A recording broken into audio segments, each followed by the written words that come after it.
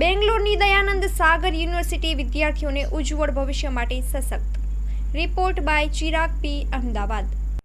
નમસ્તે, મારું નામ અમિત ભટ્ટ છે. હું દયાનંદ સાગર યુનિવર્સિટીનો વાઇસ ચાન્સેલર છું. મારું તમે બોલવા પરથી સમજી ગયા છો કે હું ગુજરાતનો છું.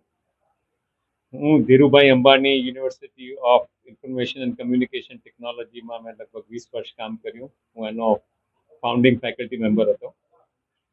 ત્યારબાદ 2 વર્ષ પહેલા હું બેંગ્લોર મૂવ થયો અને દયાનંદ સાગર યુનિવર્સિટીમાં હું જોઈન થયો. હવે દયાનંદ સાગર યુનિવર્સિટી એ દયાનંદ સાગર ઇન્સ્ટિટ્યૂટ ગ્રુપની એક યુનિવર્સિટી છે. દયાનંદ સાગર યુનિવર્સિટી 2015માં થઈ હતી, પણ દયાનંદ સાગર ઇન્સ્ટિટ્યૂટ ગ્રુપ જે છે એ લગભગ 60 વર્ષ જૂનું છે. હવે આ જે યુનિવર્સિટી છે એમાં ઘણા ફાયદા છે.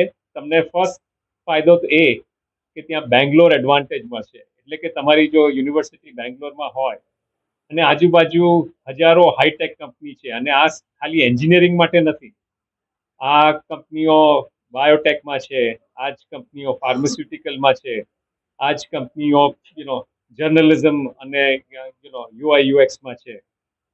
એટલે બેંગ્લોર એડવાન્ટેજમાં છે. નંબર 2, અમારી યુનિવર્સિટીનું જે કેમ્પસ છે એ 140 એકરનું છે. અમારા 2 કેમ્પસ છે, એક સિટી કેમ્પસ છે અને આ એક બીજું મોટું જે હારોલીનું કેમ્પસ છે. ત્યાં engineering, medicine, school of allied health sciences એટલે કે નર્સિંગ, ફાર્મસી એ બધા ત્યાં છે. અમે લગભગ વર્ષે ડિઝર્વિંગ છોકરાઓને 6.5 કરોડ રૂપિયાની સ્કોલરશિપ આપીએ છીએ. અને અમારું માનવું છે કે જે સારી ટેલેન્ટ આવે, કારણ કે સારા સ્ટુડન્ટ્સ જો આવશે તો એમના લીધે બીજા છોકરાઓનું પણ શૈક્ષણિક સ્તર ઊંચું જશે. ચેન્જીસ આવવાના છે એઆઈના કારણે. આર્ટિફિશિયલ ઇન્ટેલિજન્સે આખી દુનિયામાં એક ધમાકો બોલાવી દીધો છે. ઘણી બધી જોબના જે ડિસ્ક્રિપ્શન જે આજે છે એ હવે નહીં રહે. હવે જે નવી જે જાતની જોબ આવશે એના જોબ ડિસ્ક્રિપ્શન, એની જોબ પ્રોફાઇલ અને રિક્વાયર્ડ ટ્રેનિંગ એ બહુ જુદા હશે.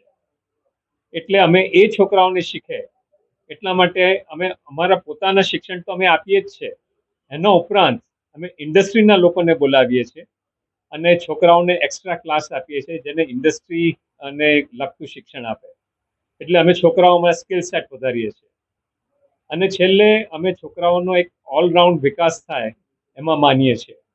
એટલે કે અમે છોકરાઓનો માનસિક સ્થિતિનું ધ્યાન રાખીએ છીએ. અમે છોકરાઓ માટે ત્યાં સાયકોલોજીસ્ટ અને સાયકિયાટ્રિસ્ટની સગવડ રાખી છે.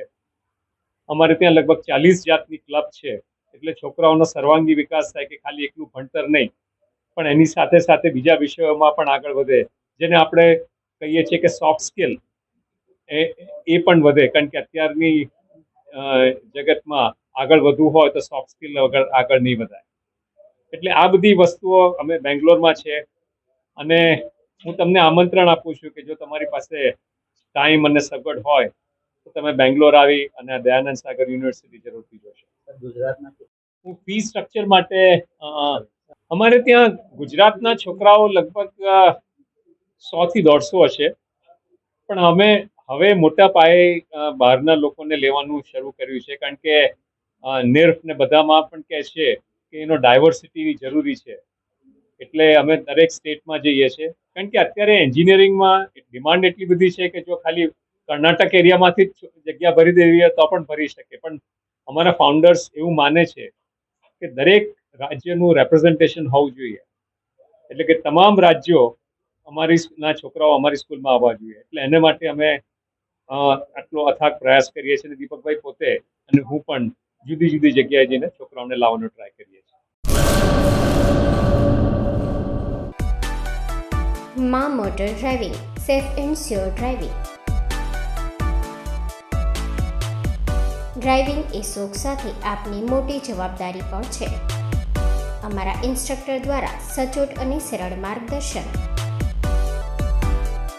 આપની રોજની તાલીમની માહિતી મેળવીને શું અધુરાશ છે એના ઉપર પૂરું ફોકસ કરાય છે.